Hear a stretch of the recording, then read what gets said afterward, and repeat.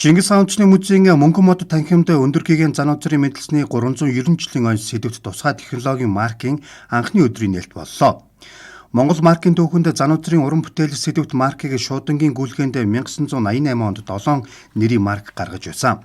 Харин энэ удаад өндөр гэгээн Зануузрын мэдлэлсний 390 жилийн ойн сэдвт шуудангийн тусгай технологийн блок марк гэдгээрээ онцлогтой байна. Өндөр гэгээний хонх очир барьсан шүтэн хөргийг дүрсэлж чимэглэл хэсэгт Зануузрын бэлэгдэл дөрүүдийг бүтээж ард талд нь дэлхийн нийтийн хүн ард эв найрамдалтай амьдрах утга санааг илэрхийлсэн байна. Маркийн гол онцлог гэвэл энэ марк манад урд өмнө хийгдэж байгаагүй марк. Тэр нь юугээрээ гэвэл маркийнхээ яг наадаг цавтай арын хэсэгтээ бичвэртэй. Энэ бичвэртэй болохоор өндөр гэгээн Зануузрын зохиосон жанлав цогцол судрыг тангад үсгээр ингэж хийвэлсэн байгаа. Голын маркийн хэсэгтээ бол судрын хураангуг энэ шаазан дарихуд маань болохоор тус бүрийн өөр өөрсдийн гэсэн зүрхэн таринуудыг энэ зүрхэн таринуудыг арт нь шингээж оруулсан ийм онцлогтой марк. Яг миний зурсан маркийн хувьд бол одоо гартан зургийн аргаар блокны чимэглэлээ бол контур ингэж зурсан. Тэгээ яг шүтэн хөргийн дэгцээр ингэж зурсан. Зурх хугацаа бол маркийн зурагчд нь сар гарны хугацаанд л зурдаг. Мөн марканд жанлав цогцол номын гол хэсгийг төвд бичгээр буулгасан хэлхээ маркад вар урлаач чимэглэлийн зураач дүрслэг урлаг судлалын магистр зэрэгтэй шаазан урлагийн мастер хатгуугийн уран бүтээлээс их чиглэлт их гал мэт бадрагч их гитлэгч их үгүйрлийг арилгагч их зэрэг бүтээлүүдийг нь төрслөн ард талд нь тус бүрийн зүрхэн таринуудыг төвд бичгээр буулган оруулсан байлаа. Өндөр гэгээн Зануузар нь бага наснаас бурхан шашны тарины сургаал номлол зан үлд суралцж улмаар 1649 онд застын орныг зорин шашны 5 их ухааныг заалган иш онолын эрдмийг төгс эзэмссэн юм а.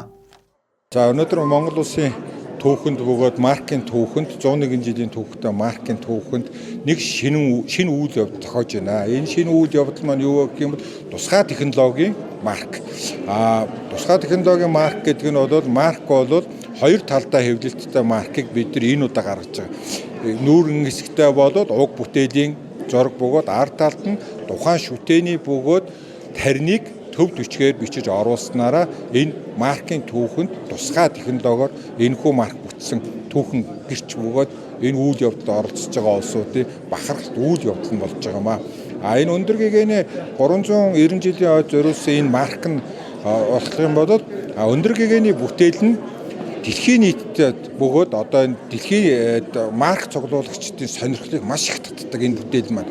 Тийм учраас бид нар одоо Монголын түүх өв соёлыг яаж энэ хойч ирээдүйдээ бөгөөд дэлхийд сурталчлах гэдэг үндсэн дээрээс бид нар үнд цаас бөгөөд марк төлбөр тооцооны хэрэгсэлд энэхүү марк хүний агуу хүний бүтээлийг шингээж дэлхийн нийтэд одоо төлбөрийн хэрэгсэл болгож сурталчилж байгаа нь өнөө цаг үеийн хамгийн том үйл явдлын нэг болж байна. Энэ удаагийн марк бол Монголд бол анхны удаа цавуулах хэсэг буюу яг маркийнхаа арт талд бол өндөр гэгээн Зануузрынхаа зүрхэн таринуудыг бас шингээж өгсөн ийм онцтой анхны марк гэж хэлж байна.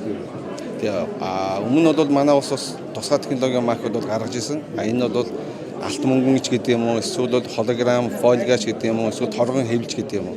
Энэ удаагийнхан бол бас хамгийн анхны удаа арт талдаа хэвлэлтэй марк байгаа. Тийм учраас бас үзэж оломаас энэ маркийг сонирхож худалдаа авахд бол нээлттэй байгаа шүү.